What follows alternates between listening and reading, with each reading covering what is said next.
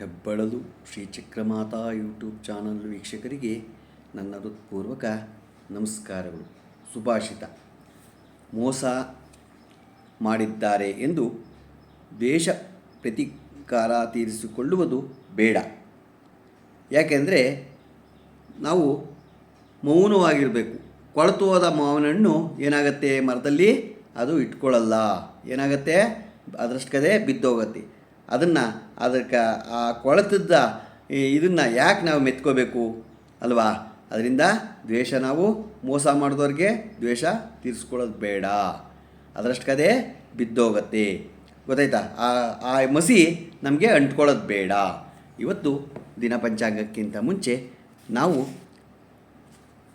ಗುರುಚರಿತ್ರೆಯ 15ನೇ ಅಧ್ಯಾಯ ತಿಳ್ಕೊಳ್ಳೋಣ. ಶ್ರೀ ಗುರುಭ್ಯೋ ನಮಃ. ಹರಿ ಓಂ. ಗಣಾನಾಂ ತ್ವಾ ಗಣಪತಿಗಂ ಹವಾಮಹೇ ಕವಿಂ ಕವೀನಾಪಮಶ್ರವಸ್ತಮಂ ಜ್ಯೇಷ್ಠರಾಜಂ ಬ್ರಹ್ಮಣಾಂ ಬ್ರಹ್ಮಣಸ್ಪತ ಆನಶೃಣ್ವನ್ನೋತಿಭಿಸ್ಸೀದ ಸಾದನಂ. ಶ್ರೀ ಗುರುಭ್ಯೋ ನಮಃ. ಹರಿ ಓಂ. ಸಿದ್ಧಯೋಗೀಶ್ವರರು ನಾಮಧಾರಕನಿಗೆ ಶ್ರೀ ಗುರುಚರಿತ್ರೆಯನ್ನು ಹೇಳಲು ಮುಂದುವರೆಸಿದರು.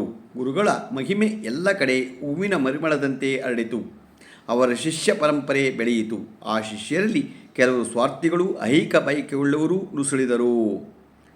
ಇದು ಗುರುಗಳಿಗೆ ತಿಳಿದಿತ್ತು. ಆದ ಕಾರಣ ಅವರು ಕೆಲವು ಕಾಲ ಗುಪ್ತರಾಗಿರಬೇಕೆಂದು ಸಂಕಲ್ಪಿಸಿದರು.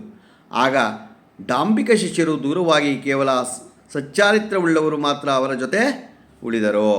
ಹಿಂದೆ ಪರಶುರಾಮನು ಅಖಂಡ ಕ್ಷತ್ರಿಯರನ್ನು ಕೊಂದು ಆ ರಾಜ್ಯವನ್ನೆಲ್ಲ ಬ್ರಾಹ್ಮಣರಿಗೆ ದಾನವಾಗಿತ್ತನು. ಆದರೂ ತೃಪ್ತರಾಗದ ಕೆಲವರು ಇನ್ನಷ್ಟು ಬೇಡಲು ತಾನು ಸಮುದ್ರವನ್ನು ಹಿಂದೆ ಸರಿಸಿ ಜನವಸತಿಗೆ ಅನುಕೂಲ ಮಾಡಿಸಿದರು.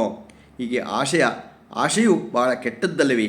ಶ್ರೀ ಗುರುಗಳಿಗೆ ತಮ್ಮ ಎಲ್ಲ ಶಿಷ್ಯರ ಯೋಗ್ಯತಾ ಮಟ್ಟವೂ ಅವರಿಗೆ ತಿಳಿದಿತ್ತು. ಆಗ ಅವರು ಎಲ್ಲ ಶಿಷ್ಯರನ್ನು ಕರೆದು, ನೀವು ತೀರ್ಥಯಾತ್ರೆಗೆ ಹೋಗಿ ಬನ್ನಿ, ನಾವು ಶ್ರೀಶೈಲಕ್ಕೆ ಹೋಗುತ್ತೇವೆ, ಅಲ್ಲಿ ಭೇಟಿಯಾಗೋಣ. ನೀವು ಕಾಶಿ, ಅಯೋಧ್ಯ, ಮಥುರಾ, ದ್ವಾರಕೆ, ಜಗನ್ನಾಥ, ಪಂಢರಾಪುರ, ಕೊಲ್ಲಾಪುರ, ತಿರುಪತಿ, ಅಹೋಬಲ ಕ್ಷೇತ್ರ ದರ್ಶನ ಮಾಡಿ. ಗೊತ್ತಾಯ್ತಾ?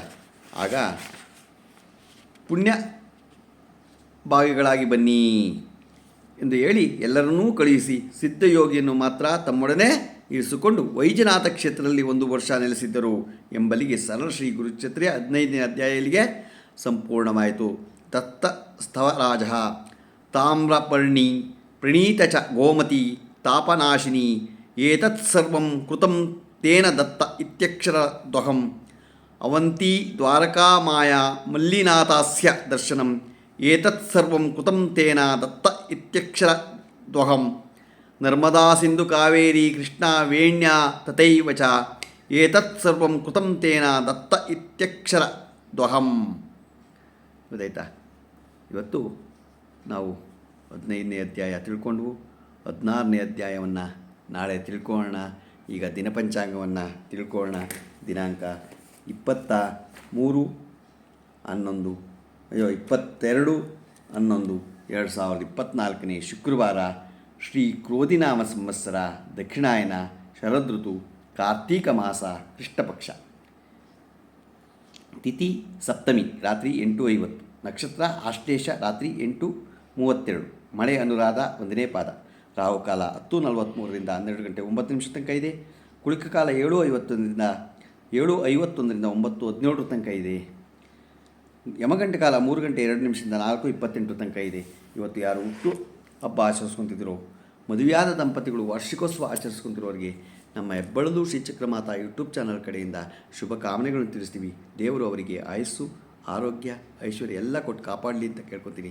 ನಮ್ಮ ಹೆಬ್ಬಳಲು ಶ್ರೀಚಕ್ರಮಾತಾ ಯೂಟ್ಯೂಬ್ ಚಾನಲ್ ಯಾರು ಸಬ್ಸ್ಕ್ರೈಬ್ ಆಗಿದ್ರು ದಯಮಾಡಿ ಸಬ್ಸ್ಕ್ರೈಬ್ ಆಗಿ, ಲೈಕ್ ಕೊಡಿ.